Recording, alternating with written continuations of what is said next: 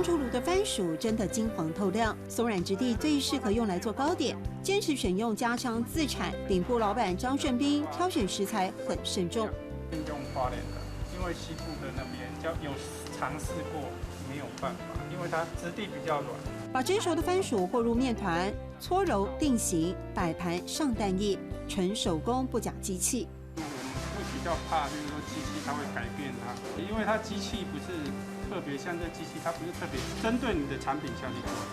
用稻草包装的花莲薯是创始店的复刻版，在物资缺乏的年代，老祖宗克勤克俭，物换星移，反倒成了怀旧噱头。它这有一个特色，它有炒香。你若包了差不多2天还是3天，你再拿来吃的话，就好像母超会一样，它会多少有一点炒的香味渗进去。这滋味曾是进贡日皇的贡品，光荣一时。店铺却也一度遭国民政府没收，直到张顺斌的阿公花钱赎回器具，才有了今日的荣景。阿公那时代，他们都把它丢在那个名城咖以前那个床底下，对，都床底下。当初就是也没有很注重这个，就把它有一天就是说在清理的时候，把它清出来。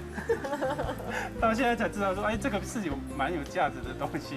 延续日本师傅的手艺，很日式的店名转换了在地口味，透过品牌包装，让花莲薯成为热门伴手礼。伴手礼就送给你要给我吗？对。刚才我们买个蛋糕，谢谢你给我的伴手礼。唔赏东西。好，一点小心意，唔赏东西。